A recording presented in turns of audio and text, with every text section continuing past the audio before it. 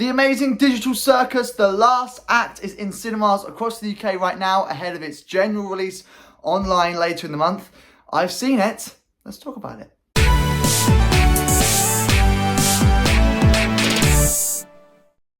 Hey, welcome back to a video, a brand new movie review. Today we're talking all about the last act of The Amazing Digital Circus. It's in cinemas across the UK right now. As always, before we start talking about it, a friendly reminder, these are just my thoughts. Don't let this dictate whether or not you go and see it. You might see it and feel totally differently to me. That is okay. Movies aren't made to cater for everyone. Without any further ado, we start talking about this film slash series finale, The Amazing Digital Circus, the last act. It is a combo of episode 8 of the digital series and then episode 9, the final chapter of the show.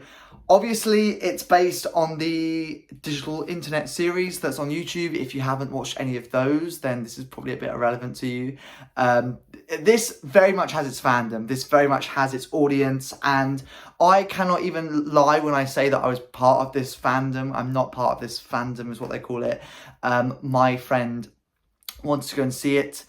And I was like, yeah, I'll go and see it. But then obviously, naturally, I had to go and watch the whole series to catch up. There's obviously only 8 episodes thus far. This is episode 9, which is the last act. But the last act in cinema also includes episode 8. So basically, when you go and see it in the cinema, you're watching episode 8, which you can already stream online now. And then you're watching episode 9, which is the last one. So before going to watch this, I watched episodes 1 to 7.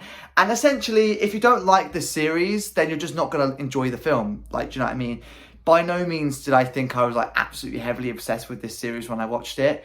I thought this is a bit of fun. It's a little bit silly. It's a little bit wacky. And yeah, it's just a fun little like light-hearted 30-minute watch, which I quite enjoy. Obviously, the more you watch it and the more like into the fandom you get, then you do understand that there's loads of like meanings behind it. There's symbolic references throughout all of the episodes. And like, this is just a small kind of like independent little series and show that's been made by some people at home. Like, it's by no means made by this huge corporation like Disney or DreamWorks, for example, that have, you know, mountains and mountains of money piling up at each project that they make. This is like a small little thing that somebody has made, you know, and I have no knowledge, but it's fun.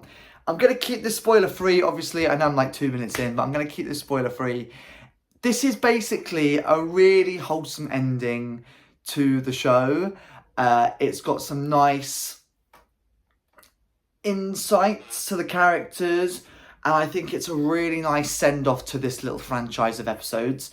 I think it's really, really heartwarming. It's still funny, and I feel like it's not as kind of laid back, and it's not the same sort of vibe as every other Amazing Digital Circus episode that we've had, in terms of the fact that this is the finale, so it's not like a quick 20-minute like light-hearted watch. There's more meaning to it, there's more emotion, and there's more story like tied to this last episode. It's not your standard Amazing Digital Circus episode, if that makes sense. It's got this level of, this is the finale, so here's the send-off, which I think is really nice. I'm obviously going to keep this spoiler free. I'm not going to tell you what happens in the finale, because like they said at the start, please don't pirate it, please don't spoil it, and that's exactly, you know, not what I want to do. I presume if you're part of the fandom that really loves this, then of course you would have already seen it. But Jax is my favourite character from the series. We get a really nice kind of moment with Jax in the last episode. It's just a really fun kind of way to send off to this series, and I think because it does have such a busy and popular fan base and such a growing audience behind this mini series, that is a really nice way to put it into cinemas to send this franchise off and have kind of a really nice experience in the cinema with loads of people all here for the same reason. And I think that's kind of what this is about. I can't really critique it because this is a movie that is sending off these characters. And ultimately, if you love the series, I think this is a brilliant send-off. And I think it really does have such a beautiful meaning behind what it's doing. They've really thought out the ending. They've thought out why they're doing it.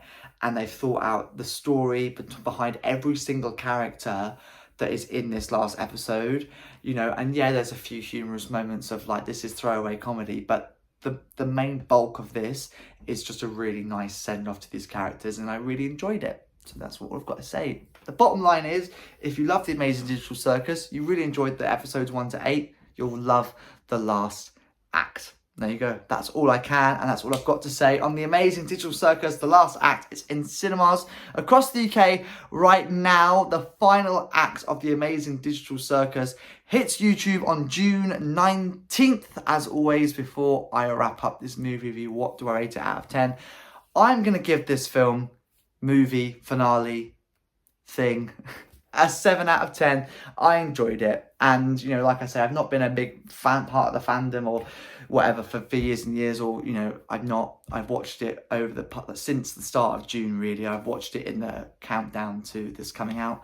And yeah, I enjoyed it. I think it was fun. That's what I've got to say. On the Amazing Digital Circus, the last act in cinemas across the UK right now. It releases on YouTube, online, everywhere, June 19th. Other than that, thank you very much for watching. In the description below is the movie plot, a link to the movie trailer, as well as a link to my movie review playlist. It features every single movie review that I've ever done. There is so much to come in June.